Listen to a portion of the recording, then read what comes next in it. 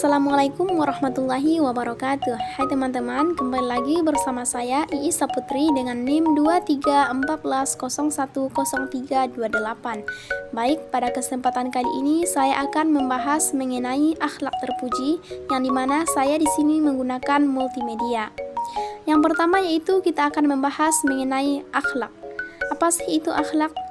Jadi, akhlak itu berasal dari bahasa Arab, yaitu khuluq, yang berarti perangai, tabiat, atau budi pekerti.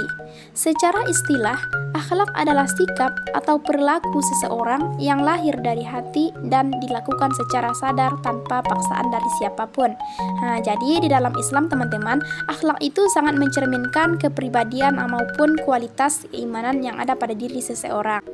Nah, jadi akhlak terpuji itu ataupun akhlakul mahmudah itu adalah perilaku baik dan mulia yang sesuai dengan ajaran Islam, dan juga ini dicontohkan oleh Nabi kita, yakni Nabi Muhammad SAW. Jadi, ketika kita memiliki akhlak yang terpuji, tentunya itu akan mendatangkan kebaikan yang disukai oleh Allah serta disukai oleh orang lain juga. Serta jika kita menerapkan akhlak terpuji ini akan memberikan manfaat ataupun dampak kepada diri kita sendiri maupun kepada orang lain tentunya. Selanjutnya yaitu tentang tujuan mempelajari akhlak terpuji. Yang pertama yaitu menjadi pribadi yang dicintai Allah dan juga manusia lainnya. Sebagaimana akhlak terpuji itu menjadikan seseorang itu bernilai tinggi di hadapan Allah, karena kita itu mencerminkan keimanan yang kuat dan ketulusan hati. Jadi Allah itu sangat mencintai hambanya yang jujur, sabar, penyayang, dan tidak menyakiti hati orang lain. Di sisi lain, orang pun akan menyukai pribadi yang berakhlak mulia. Jadi orang yang ramah, suka menolong, dan tidak sombong akan lebih mudah diterima di lingkungan sosial serta dihormati di masyarakat. Yang kedua yaitu mengenai meneladani Nabi Muhammad sebagai uswatun hasanah. Jadi sebagaimana hal ini sudah dijelaskan dalam surah Al-Ahzab ayat 21, bahwa Rasulullah itu adalah uswatun hasanah, teladan yang baik bagi umat Islam. Jadi dengan meneladani akhlak beliau seperti jujur, sabar, dan rendah hati, kita itu secara langsung sudah menjalankan ajaran Islam secara nyata dalam kehidupan sehari-hari. Yang ketiga yaitu mewujudkan masyarakat yang berakhlak dan harmonis. Jadi ketika kita dalam masyarakat memiliki akhlak terpuji, maka akan terciptanya lingkungan yang aman, damai, dan saling menghargai, karena tidak ada saling cela, menipu, ataupun menyakiti. Jadi akhlak yang baik itu tidak hanya mempererat hubungan anggota di masyarakat saja, tetapi juga di keluarga, di sekolah, maupun di negara. Selanjutnya yaitu tentang cara menumbuhkan akhlak terpuji. Yang pertama yaitu meneladani akhlak Nabi Muhammad SAW. Sebagaimana yang kita ketahui bahwa Nabi Muhammad itu adalah uswatun hasanah, contoh teladan yang baik. Jadi beliau itu dikenal sebagai orang yang jujur, amanah, lemah lembut, sabar, dan adil. Jadi kita bisa meneladani akhlak beliau itu dengan seperti mencontoh cara beliau berkata, bersikap, dan juga memperlakukan orang lain, dan mengikuti sunnah beliau dalam kehidupan sehari-hari. Yang kedua yaitu dengan membiasakan diri melakukan kebaikan di setiap saat.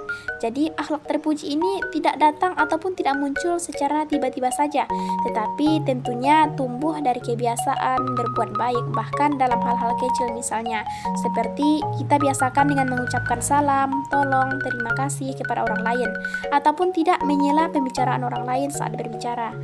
Yang ketiga yaitu berteman dengan orang-orang yang baik. Jadi lingkungan itu sangat mempengaruhi.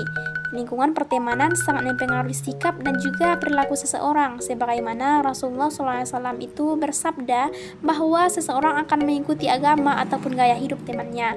Maka oleh karena itu, marilah kita berteman dengan orang yang rajin beribadah, jujur, dan suka menasehati. Dan kita jauhi pergaulan yang semisalnya mengajak kita kepada hal-hal keburukan. Kita boleh berteman kepada siapapun, tetapi kita hendaknya yang memberikan warna kepada orang lain, bukan kita yang diberi warna oleh orang lain. Yang keempat yaitu belajar dari kisah para sahabat dan juga ulama. Jadi para sahabat Nabi Muhammad ataupun ulama-ulama itu tentunya memiliki banyak sekali kisah inspiratif dalam menjaga akhlak. Contohnya seperti kita bisa meniru sikap kejujuran Abu Bakar, kesabaran Bilal bin Rabah, ataupun kedermawanan Utsman bin Affan. Yang selanjutnya itu berdoa kepada Allah. Jadi kita sebagai manusia tentunya tidak akan bisa memperbaiki akhlak itu tanpa adanya pertolongan dari Allah. Karena kenapa? Karena Allah itu yang maha pemilik hati. Oleh karena itu penting bagi kita untuk selalu berdoa agar diberi hati yang lembut dan juga diberi akhlak yang baik tentunya. Adapun dalil mengenai akhlak terpuji ini yang pertama yaitu terdapat dalam surah Al-Ahzab ayat 21 yang berbunyi, laqad kana lakum fi rasulillahi uswatun hasanah liman kana yarjullaha wal yawmal akhira wa zakarallaha katsira. Jadi artinya sesungguhnya telah ada pada diri Rasulullah itu suri teladan yang baik bagimu, yaitu bagi orang yang mengharap rahmat Allah dan kedatangan hari kiamat, serta yang banyak mengingat Allah. Jadi ayat ini secara langsung menegaskan kepada kita bahwa Nabi Muhammad itu diutus sebagai uswatun hasanah, teladan yang baik dalam segala hal, baik itu dalam hal akhlak, ucapan, ataupun perbuatannya. Yang kedua yaitu ada hadis riwayat Ahmad nomor 8952 yang berbunyi, qala Rasulullah sallallahu alaihi wasallam, innama bu'istu liutammama salihal akhlaq. Sesungguhnya aku diutus hanya untuk menyempurnakan akhlak yang mulia. Jadi hadis ini menegaskan bahwa salah satu tujuan utama diutusnya Nabi Muhammad itu oleh Allah adalah untuk menyempurnakan akhlak mulia, yaitu akhlak manusia, membimbing umat agar memiliki budi pekerti yang luhur tentunya, seperti kejujuran, kesabaran, amanah, dan yang lainnya. Dengan kata lain itu, agama Islam sangat menekankan pentingnya akhlak ini, dan Nabi Muhammad itu adalah contoh akhlak yang paling sempurna dalam hal tersebut.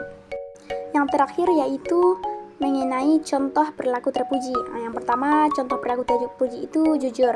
Contohnya kita mengatakan yang sebenarnya walaupun itu mungkin terasa sulit, dan juga kita tidak mencontek saat melakukan ujian umpamanya di kelas. Yang kedua yaitu ada amanah. Amanah ini dapat dipercaya, seperti kita menjaga rahasia teman, melaksanakan tugas yang diberikan guru itu dengan baik. Yang ketiga yaitu tawadu ataupun rendah hati, seperti tidak sombong meskipun kita berprestasi, ataupun kita menghargai pendapat orang lain dan tidak merasa paling benar. Yang keempat yaitu sabar. Sabar seperti tidak mudah marah saat diajak orang lain, tetap tenang menghadapi kesulitan belajar, dan juga memaafkan teman yang berbuat salah kepada kita. Dan yang terakhir yaitu dermawan.